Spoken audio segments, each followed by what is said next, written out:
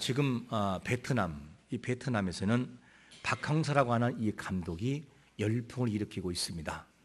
이유가 뭐냐면 사실 박항서 그러면 뭐 대한민국에서는 일부 아는 사람은 있지만 감독으로서는 그렇게 인기가 좋은 사람이 아니었습니다. 너무 마음이 실족해서 축구계를 떠날 정도의 그런 아픔이 있는 그런 감독이었죠. 그랬던 그가 베트남의 감독으로 맡으면서 무슨 일을 하느냐? 스즈키컵. 이 스즈키컵은 굉장히 중요한 그런 경기입니다. 이 경기에서 베트남을 우승으로 만들었어요. 이 다음부터 이 베트남에서 박항서라는 이름은 정말 대단합니다. 대단하죠. 그래서 이 감독으로 부임할 때 박항서 감독은 사실은 굉장히 냉담받았던 그런 사람이었습니다. 이 사람이 무시를 당하고 왜 이런 사람을 쓰느냐? 세계에도 너무나 유명한 사람들이 많은데 왜 이런 무명의 사람을 써야만 되느냐? 말도 많았고 불평도 많았습니다. 그래서 신문지상에 나가고 사람을 힘들게 하고 이런 일이 있을 때 박항서 감독은 그것에 개의치 않고 계속한 것이 뭐냐면 선수들을 잘 파악하고 분석했어요. 무엇이 문제인지, 어떤 것이 문제인지를 충분히 파악한 다음에 그가 진정한 실력을 보여주었습니다. 그래서 그 다음부터 승리한 다음부터는 박항서라는 사람을 무시하는 것이 아니라 존경했습니다. 그 사람을 한번 만나는 것이 소원이었어요.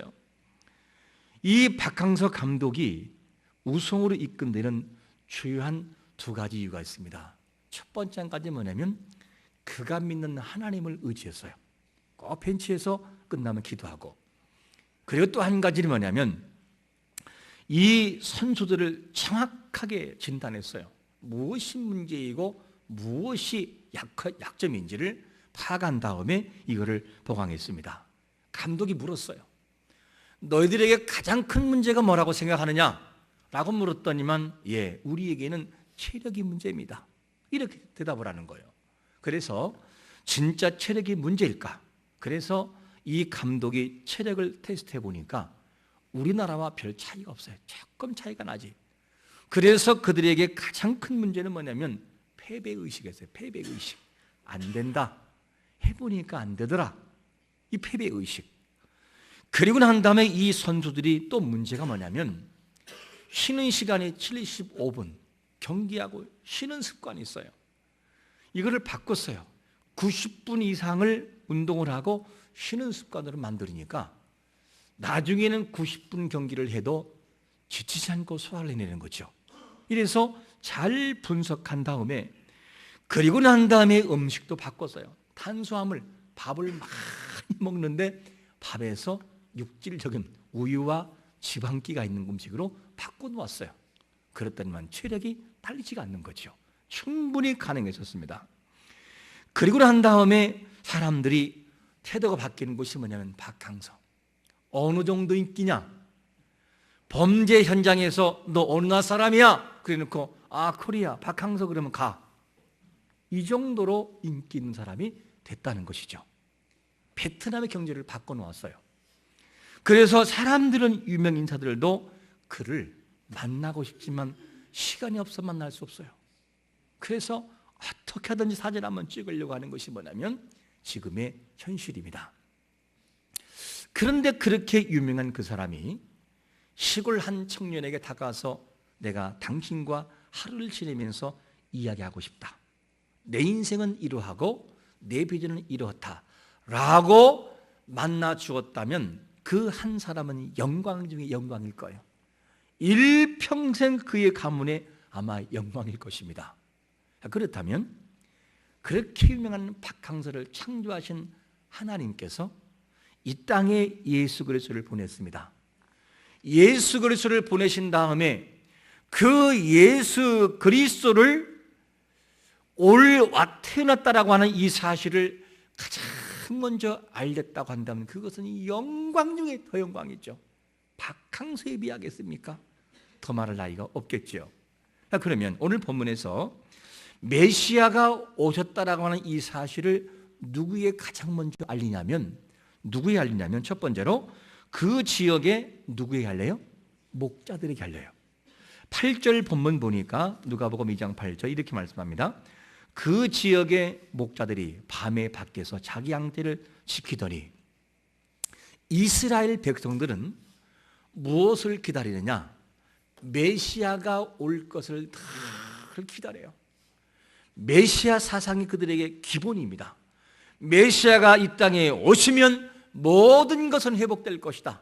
이 사상이 있어서 메시아를 그렇게 기다렸습니다.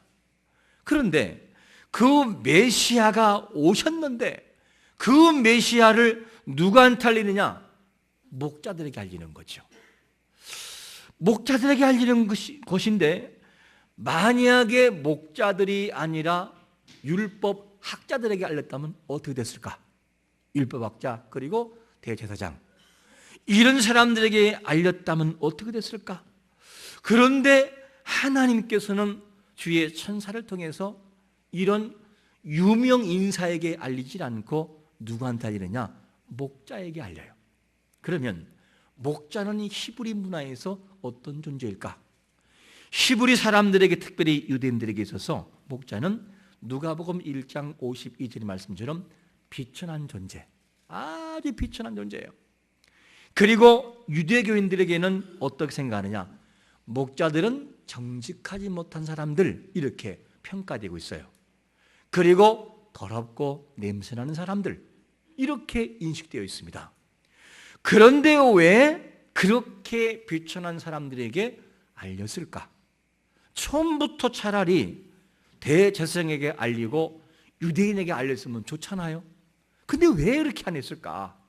만약에 이 목자들에게 알리지 않고 정말 유명한 유대인들에게 알렸다고 한다면 어쩌면 예수님의 탄생 기록이 감춰질 수가 있어요. 왜 그러냐? 그 단적인 예를 본다면 예수님은 목수의 아들이라는 것 때문에 무시를 당했어요. 그들의 사상에서 메시아 그러면 정말 왕 같은 모습으로 이 땅에 오신다라고 하는 전제가 있습니다. 그런데 목자의 아들로 왔다? 그것도 갈릴리 출신 무식한 사람이 왔다라고 하는 것은 믿을 수가 없어요. 그래서 예수님께서 십자가상에 돌아가시고 무덤에 장사될 때, 즉 그 전에 뭐라고 말했냐면 예수님은 십자가상에 돌아가 죽으시고 사흘 만에 부활할 것이다. 이 사실을 알렸거든요. 그런데 이 대제사장들이 뭐라고 말하냐면 그런 일은 없다. 저 목수는 메시아가 아니다. 그럴 수가 없다. 그러면서 뭐라 그러냐? 그 로마 정부에 부탁을 해서 혹시 사람들이 훔쳐갈지 모르니까 이 무덤을 지키게 달라고 군사를 동원해서 여기를 지켰어요. 무덤을. 그리고 난 다음에 예수님이 성경대로 사흘 만에 부활을 했습니다. 부활을 하신 다음에 이 목격한 것을 여러 사람도 있지만 그 중에 군사들, 군병들도 이 사실을 알았습니다. 그래서 이 사실을 정말로 최고기관에 예루살렘에 가가지고 알렸어요. 정말 그가 말하던 대로 예수가 부활했습니다 라고 말했더니만 최고의 지도자가 모여서 회의를 나누는 거예요. 회의를 나눈 다음에 고민 끝에 내린 결정이 뭐냐면 이런 결정이에요. 우리 한번 같이 읽어보겠습니다. 마태복음 28장 13절 시작. 이르되 너희는 말하기를 그의 제자들이 밤에 와서 우리가 잘 때에 그를 도둑질하여 갔다 하라. 도둑질해서 간 것이 아닌데 그렇게 했다라고 말해라. 이렇게 거짓말을 하는 거죠. 거짓말을 해서 시체가 도둑 맞은 것이지 부활한 것이 아니었다. 이 얘기를 지금 하고 있는 거예요. 그래서 군사들에게 뭐를 많이 줬어요? 돈을 많이 줘가지고 그렇게 거짓말 치도록 만들어 놓았어요. 이게 누구냐? 유대인들의 모습이에요. 그러면 그 예수가 만약에 오셨다라고 하는 사실을, 목수의 아들 예수가 왔다라고 하는 사실을 알렸다고 한다면 그것이 제대로 전달됐을까? 또 감춰질 수가 있어요. 그런데 예수님께서는, 이 하나님께서는 누구를 통해서 전달하느냐? 목자들에게, 목동들에게 이 사실을 알려줘요. 가장 먼저 그때의 현장을 성경은 뭐라고 우리에게 소개하고 있냐면 이렇게 소개하죠. 누가복음 2장 9절에 보니까 주의 사자가 곁에 서고 주의 영광이 그들을 두루 비추매 크게 무수하는지라.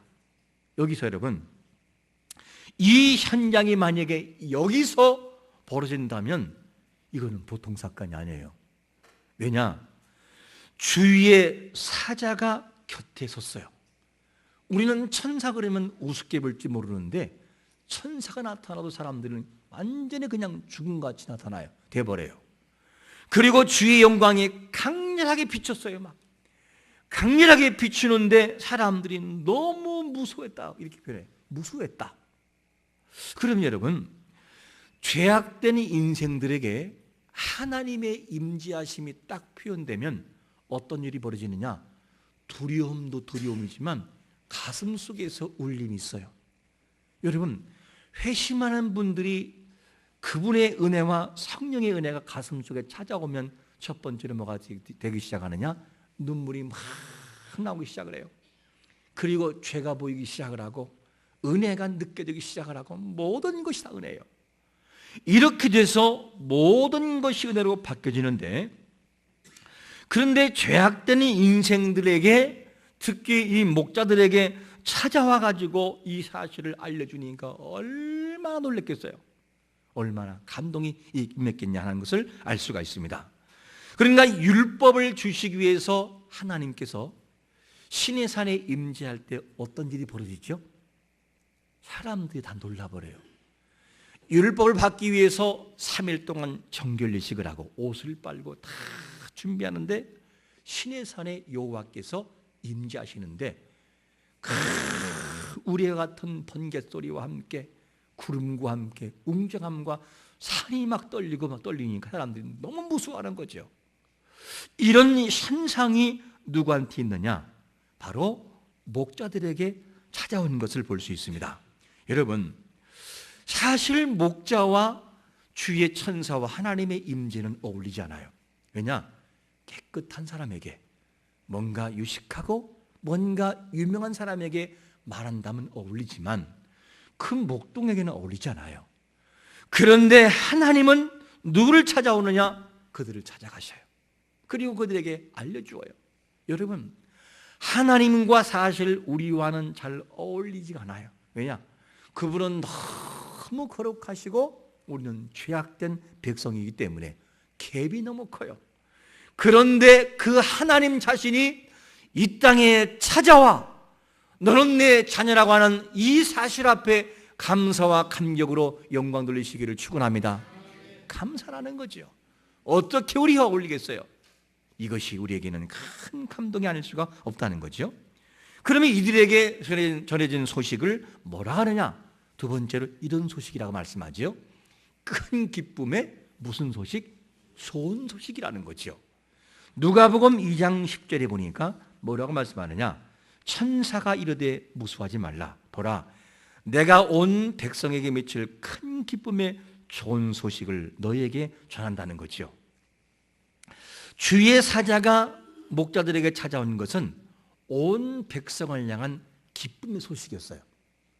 주님이 오신, 이 땅에 오신 것은 단지 그들만의 기쁨이 아니라 온 인류의 기쁨이었고 상상할 수 없는 구원의 은혜였습니다. 이것이 하나님의 은혜였죠. 그래서 구체적으로 그 은혜가 뭐냐면 메시아 되신 예수 그리스도가 이 땅에 오신 그 자체가 뭐냐면 기쁨이에요. 왜냐? 어둠의 세력을 물리치고 병든 자를 치유하고 약한 자를 도와주고 죄악된 자를 구원하실 것이니까 그것이 최고의 기쁨이었어요. 자, 그런데 이 기쁨이 이 땅에서만 기쁨이 아니라 어디서의 기쁨이라고 말하냐면 성경을 보니까 예수님이 땅에 오신 것은 하나님께는 뭐라고요? 하늘에서 하나님께 영광이라 이렇게 표현해요. 하늘에서 하나님께 영광. 왜 영광일까? 그냥 예수님이 오셨는데 뭐가 그렇게 하늘에서 영광이냐? 세 가지를 본다면 첫 번째 한 가지는 뭐냐면 예수님이 이 땅에 오심으로 하나님 자신이신 그분께서 아버지의 영광이 누굴 통해 보여지느냐? 예수님을 통해서 드러나는 거예요. 그러니까 나를 본 자는 누굴 본 거라? 아버지를 본 자인 거라고. 나를 보면 아버지를 알 수 있다. 영광인 거죠. 그리고 또 뭐가 있느냐면 두 번째는 구속 사역을 통하여 예수님이 오심을 통해서 사람을 위해서 구속하신 다음에 뭐가 이루어지느냐? 많은 사람들이 예수를 알게 되는 거고 하나님을 알게 돼요. 하나님을 찬양하죠. 우리가 지금 이렇게 예배 드리고 하나님을 찬양하고 있듯이 말입니다. 이것이 뭐냐? 하늘에서는 영광이라는 거죠. 영광이라는 거예요. 그리고 마지막 세 번째는 뭐라고 말하냐면 예수님을 통하여 이 땅의 모든 죄악을 물리치고 구속의 완성이 하나님의 아들이신 예수님을 통하여 완성되는 거예요. 그러니까 이 사실이 뭐냐면 하늘에서는 큰 영광이라는 거죠. 이것이 뭐냐? 하늘에서의 영광이에요. 그러면 이 땅에서의 영광은 뭘까? 이 땅에서의 영광을 알려면 에베소서 2장 14절을 읽어보면 이해가 쉬울 것입니다. 제가 한번 읽어볼게요. 그는 우리의 화평이신지라 둘로 하나를 만드사 원수된 것 곧 중간에 막힌 담을 자기 육체로 뭐 했다고요? 허렸다는 거죠. 이 말은 무슨 말이냐면 죄로 인하여 하나님 아버지와 우리와는 완전히 원수지간이었어요. 그런데 이 모든 것을 누가 회복시켜 놓았어요? 예수님께서 십자가상에 돌아가 죽으심으로 원수의 관계를 화목의 관계로 만들어 놨어요. 이것이 뭐냐면 이 땅에 오신 예수 그리스도를 통해서 이루어진 은혜라는 것이죠. 그러므로 하늘에서는 하나님의 영광이 예수님을 통해 이루어지기 때문에 기쁨이요. 예수님을 통하여 많은 심령들이 주님을 찬양하고 하나님을 찬양하기 때문에 기쁨이요. 예수님을 통해서 모든 구속이 완성되기 때문에 기쁨이요. 이 땅에서는 화목과 회복이 있으니까 기쁨이라는 거예요. 이것이 뭐냐면 하늘과 땅에서의 기쁨이다. 이것을 우리에게 소개해 주고 있습니다. 여러분, 비천한 목자들에게 찾아온 것이 영광이에요. 그들은 한없는 영광이에요. 그리고 다윗의 동네에 예수님이 오신 자체가 영광이에요. 이것이 뭐냐?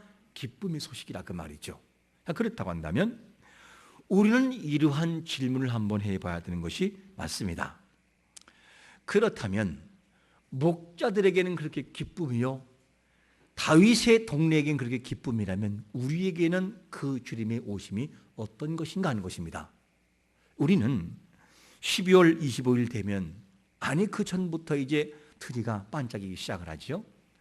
그러면 성탄절이네, 예수님 오신 날, 그리고 선물 얘기하고 그리고 외식할까, 이번 성탄절은 어디로 갈까, 이런 얘기가 주가 이루어져요. 그런데 이 화려한 네온사인이 다 거치고 그 다음에 본질로 돌아와서 주님이 가신 그 길을 걸어갈 때 이 땅에 오신 그 예수 그리스도가 한성대의 마음을 지배하고 있는가, 그리고 그 예수 그리스도의 그 고난과 아픔들을 삶의 현장에서 경험하며 살아갈 때 우리에게는 메시아, 이 땅에 오신 메시아, 마치 목자들이 주님이 오신 것을 바라보고 소식을 알고 기뻐하는 것처럼 우리에게도 기쁨이 살아있는가라는 질문입니다. 여러분, 예수님이 혹시 오신 것이 성탄절은 기쁜데 연말이 되고 연초가 되면 그 예수님이 너무 싫은 것은 아닙니까? 회식도 해야 되고 왜 그렇게 바빠 죽겠는데 예배를 오라고 하는지, 너무너무 바쁘고 힘든데 왜 그렇게 예배를 드려야만 되는지, 한번 빠지면 안 되나? 안 오면 목사님이 전화해서 집사님 왜 안 오셨어요? 라고 연락이 오면 가슴이 뜨끔하는 이 부담스러운 현실. 분명히 목자들은 너무나 감동스럽고 감동스러워서 하나님을 찬양하는데 우리에게는 뭐냐면 왠지 모르게 부담스러운 예수가 될 때가 종종 있더라는 거죠. 사배 현장에 가서 예수라는 이름을 얘기를 안 하면 마음껏 즐길 수가 있고, 직장 현장에서 예수라고 말하지 않으면 나는 하나님의 사람이 아니라고 한다면 마음대로 즐기고 누릴 수 있는데, 그런데 예수 때문에 나를 예수 믿는 사람으로 알고 있기 때문에 함부로 살아갈 수 없는 이 현실이 혹시 부담스럽지는 않으십니까? 여러분, 이 모습과 목자들의 모습을 한번 비교해 보면 우리 마음이 어디를 가고 있는지를 알 수 있다는 것이죠. 여러분, 부담스러운 예수가 아니면 오늘 이 시간에 잠을 자고 있을 시간인데 왠지 모르게 부담스러워. 그런 예수라 한다면 우리가 다시 한번 생각을 바꿔야 됩니다. 어떻게? 목자들에게 전해질 때 너무너무 황홀하고 기뻐서 그 예수가 있는 베들레헴으로 가는 목자들의 그 모습처럼 말입니다. 이것이 우리가 해야 할 모습이라는 거죠. 생각이 바뀌지 않으면 성탄절 뿐이고 그 다음은 예수가 거추장스럽다는 거죠. 이 생각을 받고 우리의 삶에 있어서 진정한 기쁨이 항상 있으시기를 축원합니다. 사람들은 화려한 꽃은 봐요. 그런데 그 꽃을 피우기 위해서 고난과 헌신이 있는 사실은 사람들은 기억하잖아요. 예수님께서 이 땅에 오신 그 사실은 뭐냐면 꽃을 피우기 위하여, 구원의 꽃을 피우기 위하여 고통과 십자가 지불을 위해서 이 땅에 오시는 것입니다. 이것이 뭐냐면 주님의 오심이었습니다. 이 마음을 기억하는 것은 너무나 중요합니다. 여러분, 예수님이 이 땅에 오심은 하늘에서도 영광이요 땅에서도 영광이라고 한다면 우리에게도 일평생 살아가면서 평강과 기쁨과 화려함의 은혜가 마음을 지배하는 것이 필요한 것을 믿으시기를 축원합니다. 성탄트리가 거쳐도 다 사라져도 하나님을 향한 그 믿음의 빛은 꺼지지 않고 화려하게 빛을 발하시기를 축원합니다. 이 마음을 가지고 성탄을 준비하는 것이 중요한 것입니다. 본질로 돌아가라. 본질이 아니면 항상 후회가 있다는 것이죠. 이렇게 돼서 목자들은 그 소식을 알고 어떻게 했느냐? 베들레헴으로 뛰어갔어요. 정말 천자들이 말한 것이 사실인가? 이 사실인지를 알고 아기 예수를 바라보고 그 다음에 이야기를 해요. 우리가 여기 오기 전에 주의 천사와 천군이 우리에게 말씀하셨다. 그리스도 정말 주가 이 땅에 오셨다고 우리에게 말해주었다. 이 사실을 목자들이 도리어 알려주어요. 그들에게. 마리아는 깊이 생각합니다. 왜? 처음부터 잉태될 때부터 이분이 누군지를 알았으니까. 이렇게 돼서 이 목자들이 어떻게 되느냐? 태도가 바뀌는데 어떤 태도로 바뀌냐 하게 되면 두 번째로 이런 태도로 바뀝니다. 듣고 본 것으로 인하여 하나님께 뭐 했다고요? 영광을 돌렸다는 거죠. 이 사실을 말씀합니다. 그래서 20절에 보니까 목자들은 자기들에게 이르던 바와 같이 듣고 본 그 모든 것으로 인하여 하나님께 영광을 돌리고 찬송하며 돌아가니라. 찬송하며. 주의 천사가 전해준 말을 확인하고 나서 어떻게 되느냐? 하나님께 뭐 했다고요? 영광을 돌렸다는 거예요. 이 말은 무슨 말이죠? 주의 천사의 말과 확인해 본 것과 그 다음에 하나님은 사실이었군요. 정말 메시아가 오셨군요. 그러면서 하나님을 정말로 하나님께 영광을 돌리며 찬송하며 돌아가니라. 이것이 뭐냐면 목자들의 태도였습니다. 그러면 여러분, 이 목자들에게 이렇게 복음이 증거됐을 때, 메시아가 왔음을 증거됐을 때 그들이 전하는 복음은 쉬울까요? 어려울까요? 단순하고 쉬울 거예요. 왜냐? 예수님이 어떻게 왔대? 어느 날이었어. 밤에 우리가 이 양을 지키고 있는데 갑자기 주의 천사가 우리 곁에 쏟아지만 강렬한 불빛이 그냥 나를 사로잡더니만 와, 내가 놀랬잖아. 그때 이 주의 천군이 다 와서 이 막 찬양을 하면서 주님의 오심을 찬양하더라. 그리고 난 다음에 이것이 사실인가요? 가봤더니만 진짜 베들레헴에 그 아기 예수가 있더라고. 그분이 바로 메시아야. 메시아는 이 땅에 오셨어. 이걸 믿어야 돼. 그러면서 얼마나 단순한 복음이고 얼마나 쉬워요. 복잡할 것도 없어요. 또 목자들은 유식하게 말할 수도 없어요. 단순하니까. 이렇게 돼서 메시아를 증거되는 것을 보게 됩니다. 여러분, 우리가 이 사실을 바라본다면 목자들의 모습을 한번 기억해 보는 것이 중요합니다. 목자들은 그렇게 그 예수를 찬양하고 그리고 메시아를 찬양하면서 하나님을 높였습니다.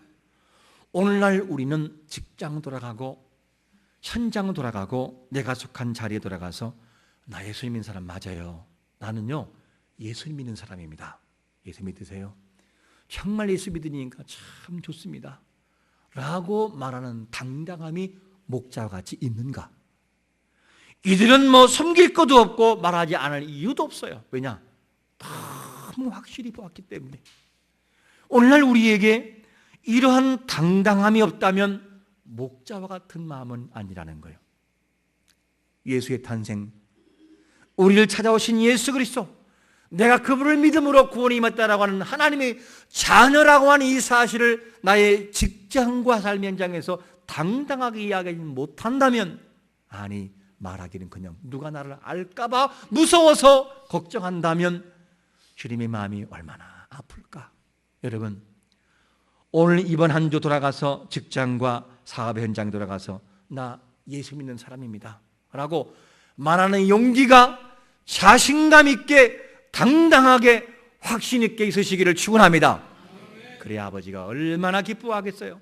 그래 됐다, 내가 목자와 같은 자격을 갖췄구나 라고 말할 수 있을 것입니다. 여러분, 우리는 어떤 사람입니까? 죄로 인해 완전한 초라한 인생들이에요. 누구와 같이? 당시에 목자들이 천대받고 무시당했던 사람들처럼 우리가 그런 사람들이에요. 우리는 그럼에도 불구하고 주님께서는 그럼에도 불구하고 우리를 찾아오셨어요. 우리는 신분상 유대인도 아니에요. 그리고 우리는 누구냐? 외인입니다. 자격으로 바라본다면 외인과 같은 거죠. 목자들과 같이. 아니, 목자들은 그래도 유대인에 속하지만 우리는 이방인들이에요.